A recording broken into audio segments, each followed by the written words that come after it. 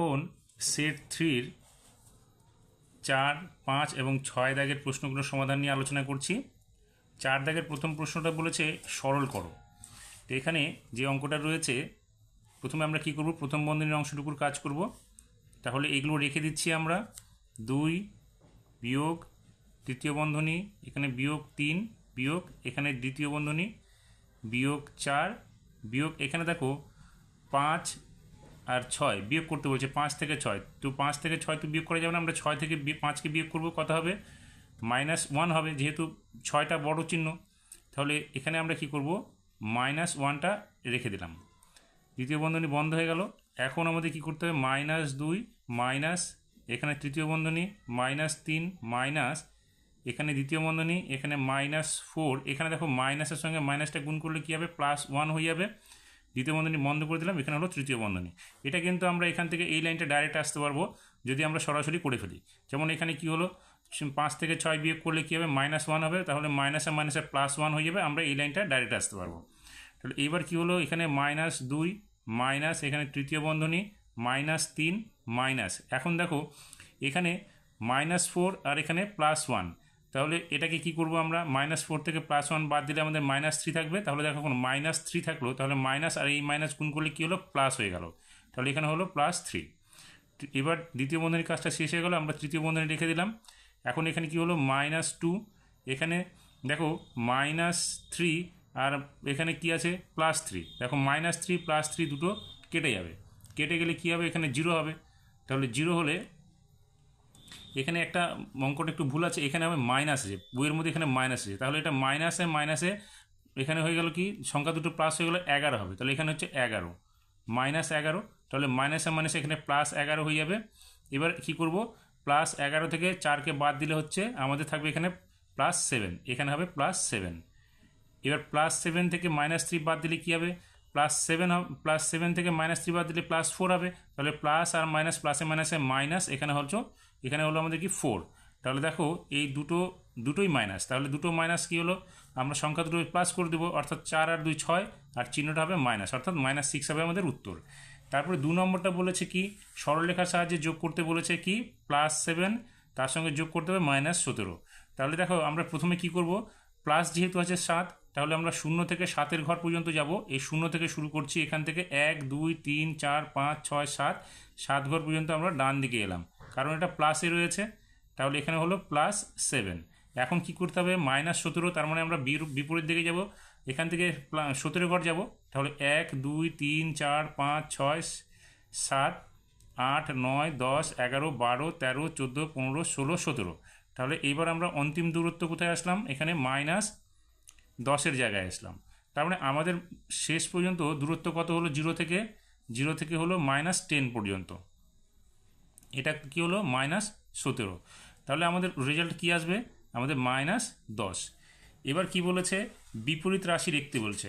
বিপরীত রাশি বলতে 3-এর এ নাম্বারটা বলেছে -10 কিমি দক্ষিণ দিকে, তাহলে -10-এর বিপরীত কি, +10, তাহলে +10 কিমি দক্ষিণ দিকে। এবার বলছে -21 মিটার উপরে, -21-এর বিপরীত কি, +21, তাহলে +21 মিটার উপরে। তারপরে কি বলেছে, 16 গ্রাম কম, তাহলে এখানে আমরা কি লিখব, 16 গ্রাম বেশি, কমের বিপরীত কি, বেশি। এখন আমাদের কি বলেছে, 4 নাম্বারটা বলছে যোগ করতে হবে। তো যোগ করতে গেলে এখানে দেখো -100, তার সঙ্গে মাইনাস করতে হবে -120, তাহলে এটা আমরা কি করব, বিয়োগ করতে বলেছে, যোগ নয় বিয়োগ। তাহলে এখানে দেখো -100, আর এখানে মাইনাসে মাইনাসে কী হলো, +120। এবার দুটো দেখো, বড় সংখ্যা 120-র সামনে প্লাস আছে, ছোট সংখ্যার সামনে মাইনাস আছে, তাহলে 120 থেকে 100 বাদ দিলে কত হবে, 20 হবে, আর চিহ্নটা কী হবে, বড় সংখ্যাটার, তাহলে এখানে হলো প্লাস। এবার আমাদের কি বলেছে, 5 নম্বরে বলেছে যোগের বিনিময় নিয়ম যাচাই করি। সংখ্যাটা রয়েছে দেখো এখানে +20-র সঙ্গে -16, আমাদের যোগের বিনিময় নিয়ম যাচাই করতে হবে। প্রথমে আমরা কী করবো, +20-র সঙ্গে +16কে একবার যোগ করবো, তারপরে আবার উল্টো করে দেবো, অর্থাৎ -16-র সঙ্গে +20 যোগ করব। তাহলে এখানে কী করলাম আমরা, +16 আর -16, দেখো দুটো সংখ্যাকে যোগ করতে গেলে আমরা কি করব, এখানে যেহেতু দুটো বিপরীত রাশি আছে তাহলে আমরা কি করব, বড় সংখ্যা থেকে ছোট সংখ্যাটাকে বাদ দিয়ে দিব, অর্থাৎ 20 থেকে 16কে বাদ দিলে কত হবে 4, আর চিহ্ন বড় সংখ্যাটার হবে, তাহলে এখানে হলো +4। এখানে কি করব, এবার বিপরীত উল্টো করে দিলাম আমরা, একই নিয়ম, যেহেতু যোগ করব তাহলে এটা -16 এটা +20, এবার দুটো বিপরীত রাশি হয়ে গেল। আমরা কি করব, বড় সংখ্যা থেকে ছোট সংখ্যাটা বাদ দিব, 20 থেকে 16 বাদ দিলে 4 হবে, আর সংখ্যাটার দেখো বড় সংখ্যাটার চিহ্নটা বসাবো, দেখো দুটোই কিন্তু +4 উত্তর বেরোলো। তার মানে আমরা যেইভাবেই যোগ করি না কেন, এখানে +20 সঙ্গে -16 যোগ করলে যেটা রেজাল্ট বেরোচ্ছে +4, এখানে -16 সঙ্গে +20 যোগ করলেও কিন্তু আমাদের +4 হবে। সেই জন্য আমরা এই দুটোকে লিখে দিয়ে মাঝখানে আমরা সমান চিহ্ন বসিয়ে দেবো। এবার 5 নম্বরের প্রথম প্রশ্নটা বলেছে চাঁদার সাহায্যে 155 ডিগ্রি কোণ আঁকতে হবে। তাহলে চাঁদার সাহায্যে 155 ডিগ্রি কোণ আঁকতে গেলে আমরা কি করব, প্রথমে এখানে একটা সরলরেখা নিয়ে নেব। তো সরলরেখা এখানে আমরা একটা নিয়ে নিচ্ছি, যে কোনো মাপের একটা আমরা সরলরেখা নিয়ে নেব।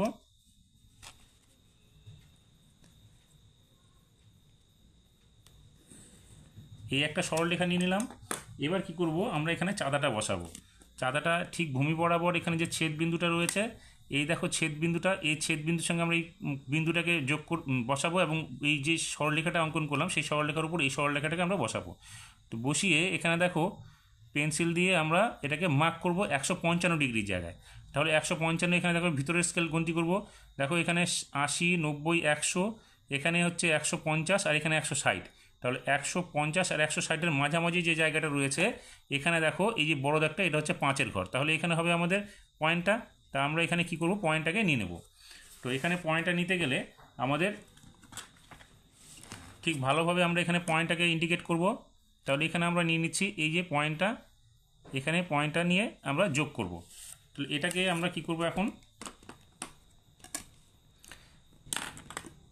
পেন্সিলের সাহায্যে এখানে যোগ করে দেব এই বিন্দুটার সঙ্গে এই বিন্দুটাকে। এটা হয়ে গেল, আমাদের নাম দিচ্ছি এখানে এ বি সি। তার মানে এই কোণটা আমাদের কি হলো, কোণ এ বি সি সমান চিহ্ন 155 ডিগ্রি। এবার আমরা কি করব, 2 নম্বরটাতে বলেছে কি, আমাদের 2 নম্বর প্রশ্নটাতে বলেছে স্কেলের সমদ্বিবাহু ত্রিভুজের কটি প্রতিসাম্য অক্ষ থাকে তার চিত্র অঙ্কন করে দেখাতে বলেছে। তাহলে সমদ্বিবাহু ত্রিভুজ, দেখো সমদ্বিবাহু ত্রিভুজের প্রতিসাম্য রেখা একটিই হবে। আমরা এখানে একটা ত্রিভুজ এঁকে নিচ্ছি, সমদ্বিবাহু ত্রিভুজ। ধরো এখানে একটা বাহু নিলাম, এবার যে কোনো মাপের আমরা এটাকে সমদ্বিবাহু ত্রিভুজ বানিয়ে নিচ্ছি। এই বৃত্তচাপ নিয়ে আমি এখান থেকে উপরের দিকে একটা বৃত্তচাপ অঙ্কন করছি, যেহেতু আমাদের সমদ্বিবাহু নিতে হবে, তাহলে ওই বৃত্তচাপ দিয়ে আমরা এখানে একটা বৃত্তচাপ অঙ্কন করলাম, অর্থাৎ এখানে যে দুটো বাহু হলো সেই দুটো বাহু সমান হলো। এক্ষেত্রে এটা হচ্ছে কি আমাদের সমদ্বিবাহু ত্রিভুজ।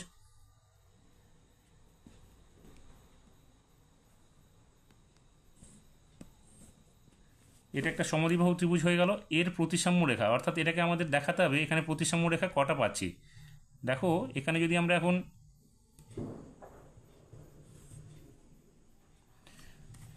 এটাকে আমরা ঠিক এখানে মাঝ বরাবর যদি ভাঙি, তাহলে কিন্তু এখানে একটাই প্রতিসাম্য রেখা আমরা পাবো।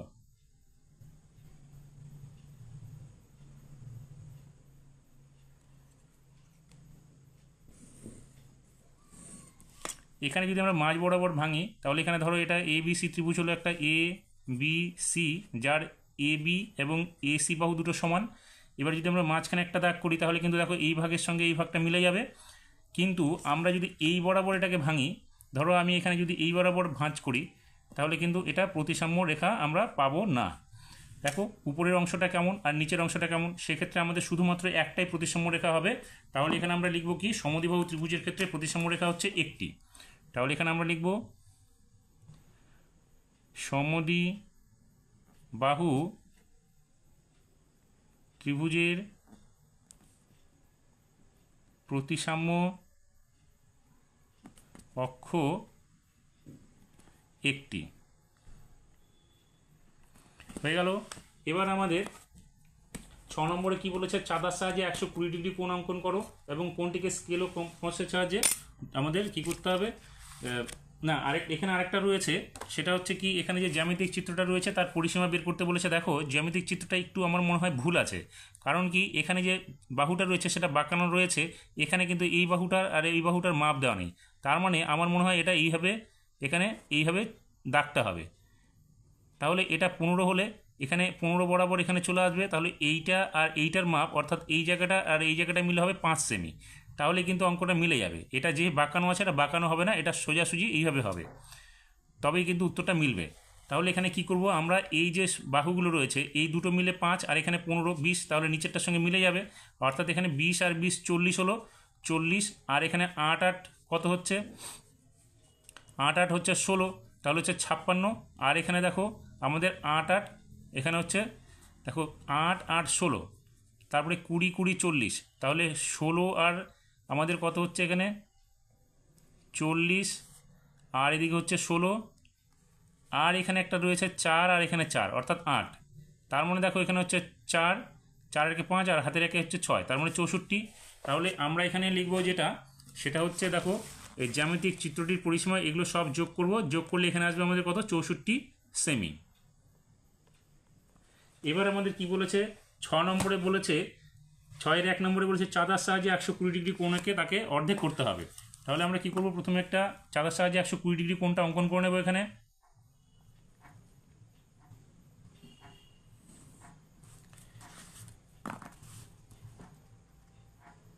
তাহলে এখানে আমরা চাঁদার সাহায্যে একটা 120 ডিগ্রি কোণ অঙ্কন করে নিচ্ছি। এখানে দেখো 120 ডিগ্রি, এই যে ভেতরের দিকে স্কেলটা 120 ডিগ্রি এখানে রয়েছে, আমরা এখানে পয়েন্ট করে নিলাম। এবার এটাকে আমরা কি করব, এখানে দাগ কেটে নিচ্ছি।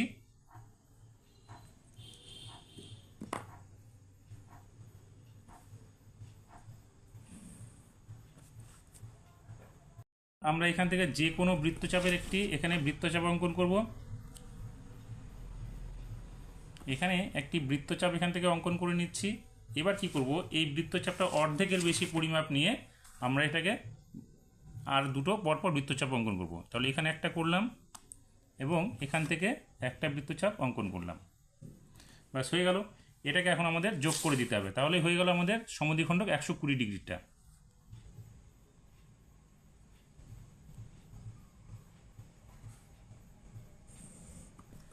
এখানে আমরা নাম দিয়ে দিচ্ছি, এখানে হচ্ছে পি কিউ আর, আর এখানে একটা দিয়ে দিচ্ছি ধরো এস। তাহলে এখানে পি কিউ আর যে কোণটা হলো 120 ডিগ্রি, তার সমদ্বিখণ্ডক হচ্ছে পিএস। এবার 2 নম্বরে কি বলেছে, 10 সেমি দৈর্ঘ্যের একটি সরলরেখা নিয়ে তাকে 4 ভাগে ভাগ করতে বলেছে। তাহলে আমরা প্রথমে কি করব, 10 সেমি একটা সরলরেখা এখানে নিয়ে নেব।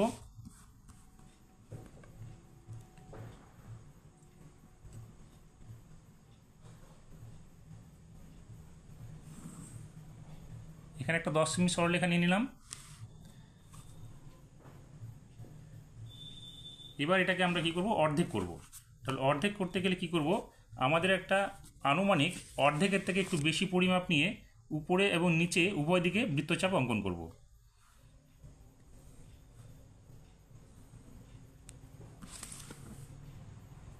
দুই দিক থেকে করলাম, এটাকে এবার আমরা যোগ করে দেবো এখানে।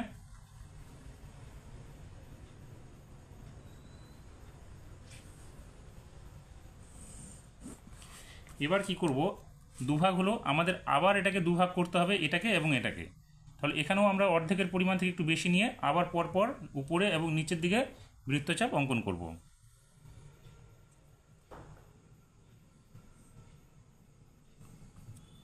ঠিক একইভাবে এই অংশটাকেও ভাগ করব।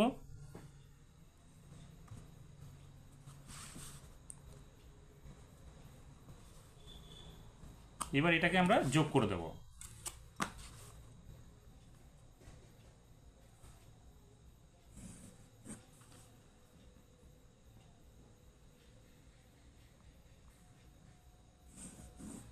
এখানে আমরা নাম দিচ্ছি, এটার নাম হচ্ছে A B C D E, এখানে দিচ্ছি আমরা F G H I J এবং কে।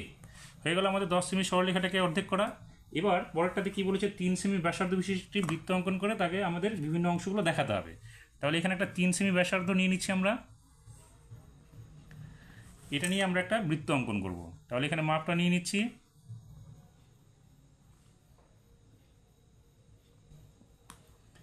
এখন এটাকে আমরা একটা বৃত্ত অঙ্কন করব এখানে।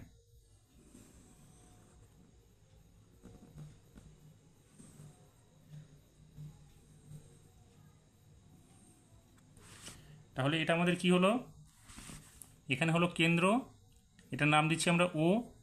আমাদের দেখাতে বলেছে জ্যা, বৃত্তচাপ, পরিধি ও বৃত্তকলা। তাহলে জ্যা, বৃত্তচাপ ও পরিধি। দেখো এটা হচ্ছে আমাদের ব্যাসার্ধ আর পুরোটা হচ্ছে আমাদের ব্যাস। এখান থেকে আমরা একটা দেখাচ্ছি জ্যা, আমরা একটা বৃত্তকলা দেখিয়ে দিচ্ছি এখানে। এবার কি কি দেখাতে হবে দেখো, এখানে এটা তো কেন্দ্র হয়ে গেল, আমাদের বলেছে কি জ্যা দেখাতে, তাহলে এটাকে আমরা বলছি জ্যা। তারপরে বলেছে বৃত্তচাপ, এটাকে আমরা বলছি ধরো বৃত্তচাপ। তারপরে বলেছে পরিধি, দেখো এটার নামই পরিধি।